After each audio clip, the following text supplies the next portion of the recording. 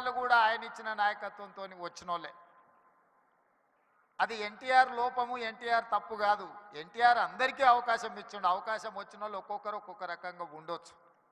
అది వాళ్ళ వాళ్ళ యొక్క విజ్ఞత. అదేవిధంగా ఎన్జి రంగా, అదేవిధంగా వెంకయ్య నాయుడు. ఈనాడు చంద్రబాబు నాయుడు గారి గురించి నేను చెప్పాల్సిన అవసరం లేదు.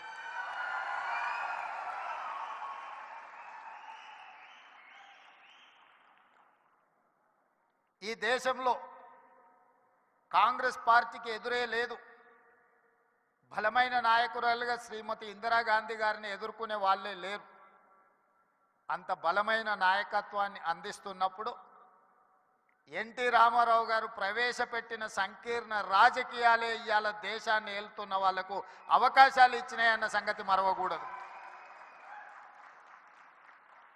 రామ్మోహన్ రావు గారికి గుర్తుండి ఉండాలి,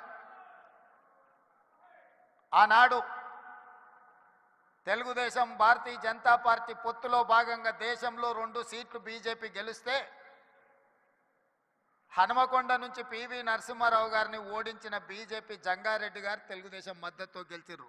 దేశంలో 2 సీట్లు బీజేపీ గెలిచిన రోజు 1 సీటు గుజరాత్లో గెలిస్తే 2వ సీటు తెలంగాణలో తెలుగుదేశం పార్టీ ఎన్టీ రామారావు గారి మద్దతుతో గెలిచింది.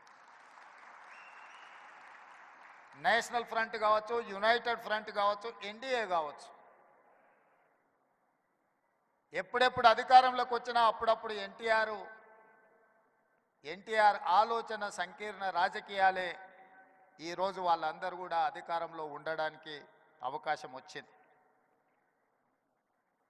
అందుకే ఈరోజు మిత్రులారా,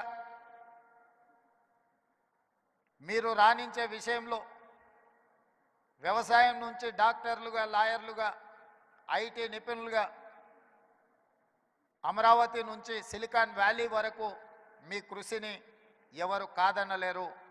ఇవాళ సత్యనాదెన్ల నుంచి మొదలు పెడితే చాలామంది కొత్తగా వచ్చే పెద్ద పెద్ద మల్టీనేషనల్ కంపెనీలో సీఈఓలుగా మన వాళ్ళు చాలామంది ఉన్నారు. సరే, అమెరికాలో ఇక్కడ బహిరంగ సభ పెట్టిన దానికంటే పెద్ద ఎత్తున మా తానా సోదరులు సభలు పెడుతుంటారు ప్రతి 2 సంవత్సరాలకు. తప్పకుండా ఇప్పటివరకు ఎప్పుడూ నేను వెళ్తూనే కలుస్తూనే వస్తున్నా. అయితే ఈ సమావేశం కమ్మ గ్లోబల్ ఫెడరేషన్ ఒక మంచి సాంప్రదాయాలకు, సమాజానికి ఉపయోగపడే విధంగా ఈ హైదరాబాదు నగరాన్ని విశ్వనగరంగా మార్చడానికి అవసరమైన ప్రణాళికలలో మీరు భాగస్వాములు కావాలి. తెలంగాణ రాష్ట్ర ప్రభుత్వం మిమ్మల్ని ఆహ్వానిస్తుంది. మీలో ఉన్న నిపుణులను,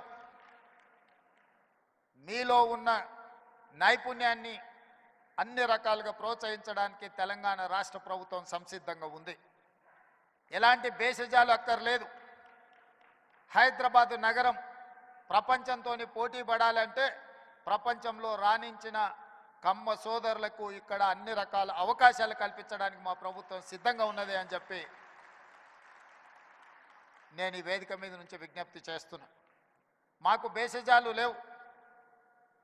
కులం, మా కులాన్ని మేము అభిమానించుకుంటాం. మేము ఇతర కులాలను గౌరవిస్తాం. ఎక్కడా ఆ విషయంలో పొరపాటు జరగదు. మా కులం పట్ల మాకు అభిమానం ఉండొచ్చు, కానీ ఇతర కులాల పట్ల అపారమైన గౌరవం ఉన్నది. ఈ విజ్ఞతను ఎప్పుడూ తెలంగాణ రాష్ట్ర ప్రభుత్వం పాటిస్తుంది. మా మిత్రుడు శ్రీనివాసరెడ్డి గారైనా, మా సోదరుడు కోమటిరెడ్డి వెంకటరెడ్డి గారైనా మేము ఈ సూత్రాన్ని ఎప్పుడు అమలు చేస్తూనే ఉంటాం. తెలంగాణ రాష్ట్రంలో వివక్ష ఉండదు. తెలంగాణ రాష్ట్రంలో మీ కష్టానికి గుర్తింపు ఉంటుంది, మీకు అవకాశాలు ఉంటాయి.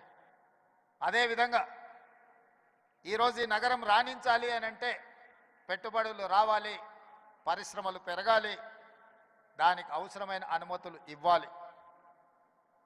ప్రపంచంలో నిరసన తెలపడం అనేది ప్రాథమిక హక్కు. పన్నులు కడుతున్న ప్రాంతంలో ఎవరైనా తమకు నచ్చనప్పుడు, తమకు నచ్చని కార్యక్రమాలు ప్రపంచంలో జరుగుతున్నప్పుడు నిరసన తెలపడం అనేది, నిరసన తెలపడానికి అవకాశం ఇవ్వడం అనేది ప్రభుత్వాల బాధ్యత.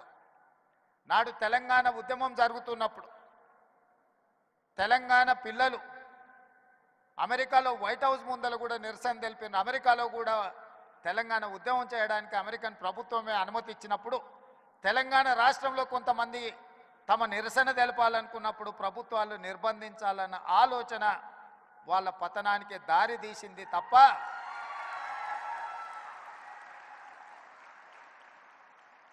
నిరసన అనేది one of the format of democracy. ప్రజాస్వామ్యంలో అది కూడా ఒక పద్ధతి. ఆ పద్ధతిని మేము నియంత్రిస్తాం, నిర్బంధిస్తాము అని అంటే దాని ఫలితాలు ఎట్లుంటాయో డిసెంబర్ 3, 2023 నాడు చూసారు.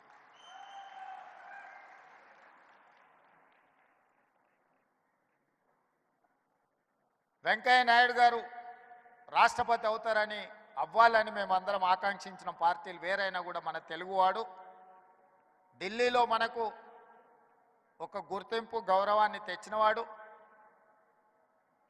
జైపాల్ రెడ్డి గారు, వెంకయ్య నాయుడు గారు జంట కౌలు లాంటోళ్ళు.